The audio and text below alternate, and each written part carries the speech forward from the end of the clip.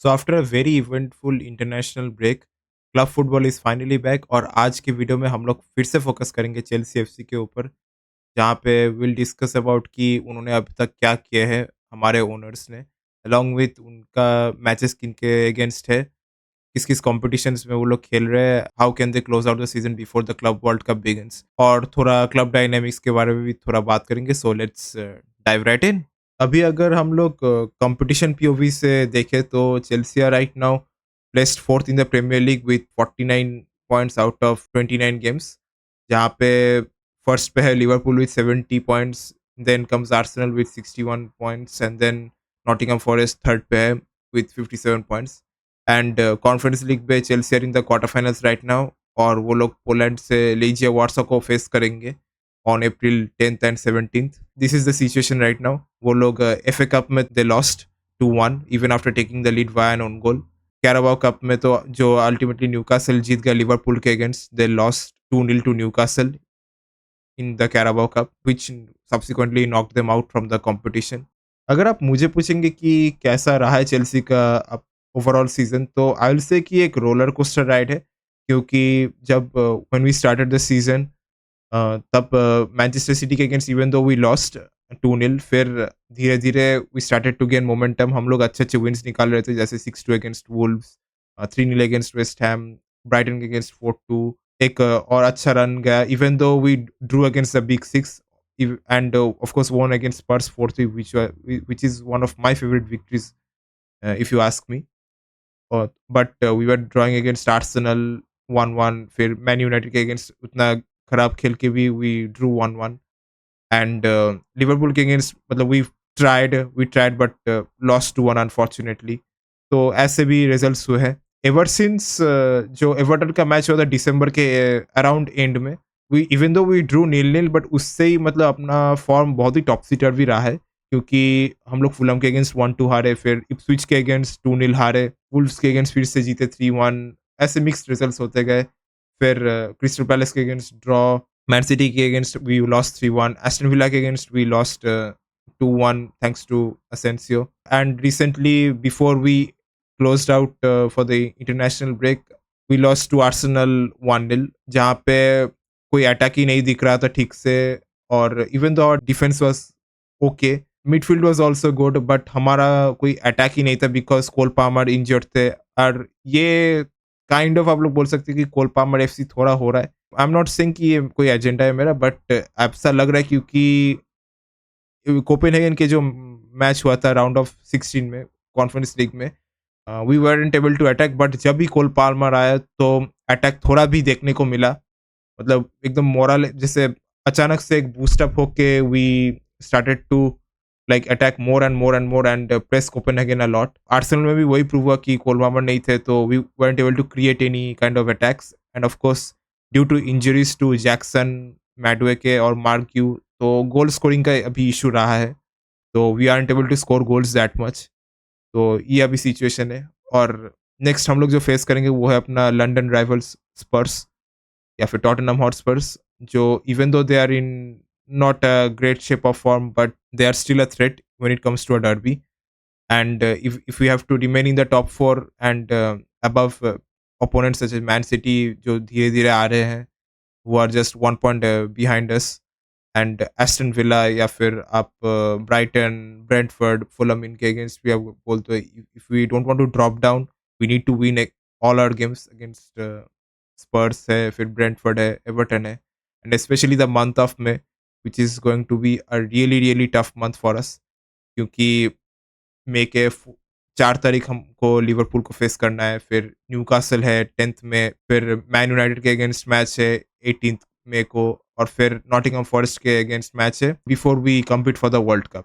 तो मई 25th को will face Nottingham Forest and will close out our Premier League season. अब तक जो दिख रहा है कि ये स्क्वाड थोड़ा मतलब एक आइडेंटिटी क्रिएट किया है। आई अंडरस्टैंड कि ये लोग एकदम पूरा बिल्डअप फ्रॉम द बैक करके खेलते हैं, बट कभी-कभी if you are pressed hard enough तो थोड़ा डर जाते हैं, एंड अगर आप गोल कंसीड करते हो तो एक मेंटल ब्लॉक हो जाता है आपका।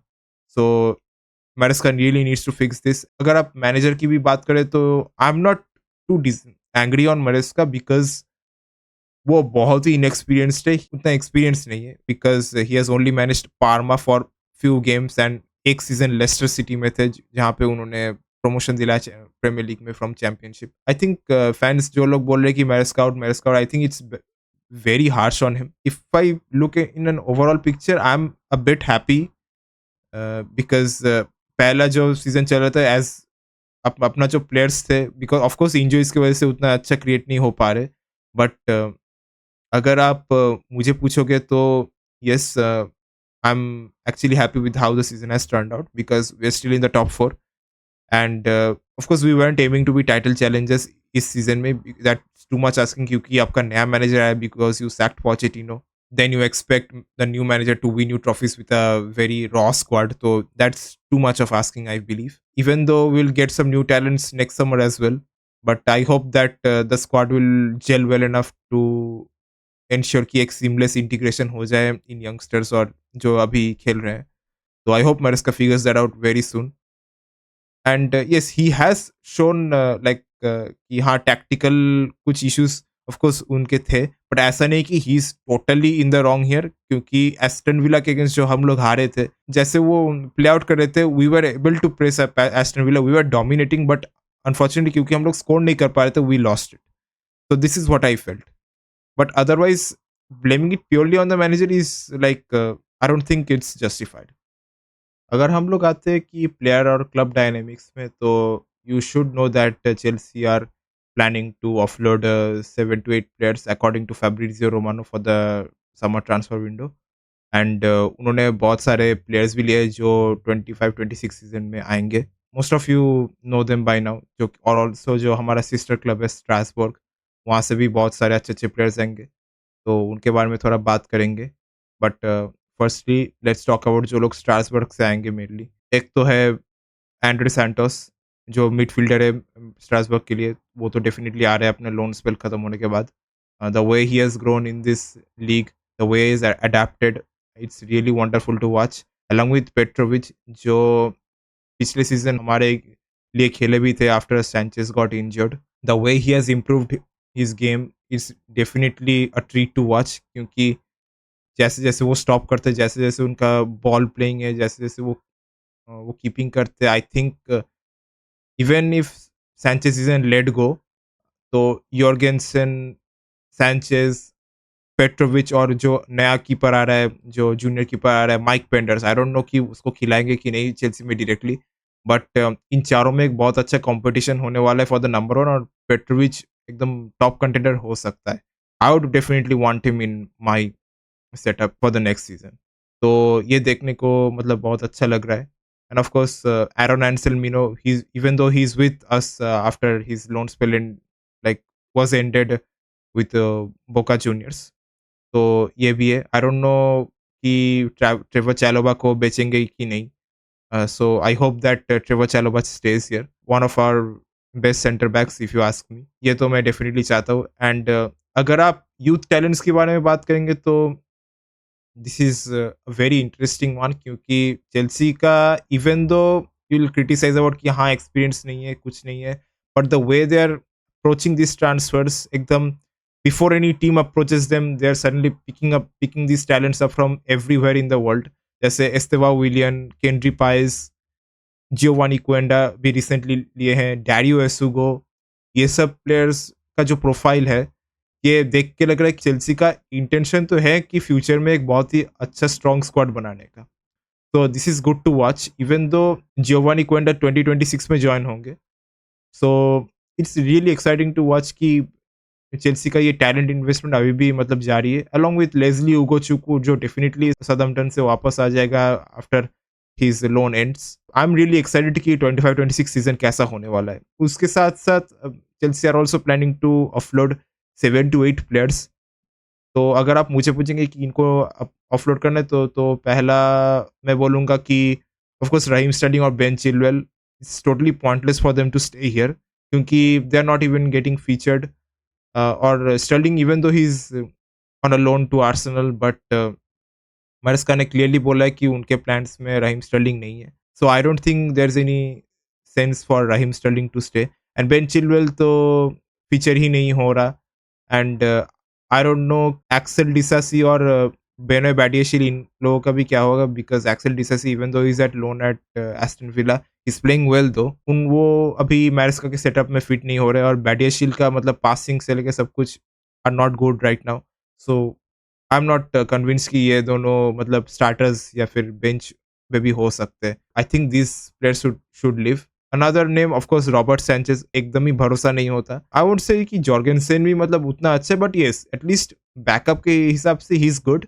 बट रॉबर्ट सैंचेज़ का जो एरर्स होता है, you shouldn't expect that from a keeper like that. It's literally you have a lot of experience in the premier league और आप ऐसे-ऐसे बेसिक मिस्टेक्स कर रहे हो, so that's not expected from you, at least for a club like Chelsea. I would definitely not want Robert Sanchez in my team. Next 2 जो नाम्स होंगे, मैं 7 तक ही रख रहा हूँ। डिपेंड करेगा, but personally I would say एक तो है क्रिस्टोफर एनकुंकू। क्यों बोल रहा हूँ? Because I don't think he is fitting the setup here. उनको जो रोल में खिलाया जा रहा है, तो I don't understand what he is actually supposed to do. And even though FA Cup के बाद Maresca was a bit harsh on him, I don't think Christopher Nkunku fits as he was doing during the beginning of the season conference league mein. This is why instead of like wasting your career here, I think Christopher Nkunku might leave or should consider leaving. और एक player है João Felix. I know most of the people would not expect this name to pop up, but I still didn't understand कि उनको क्यों लाया गया था Chelsea में। I don't know how he fits.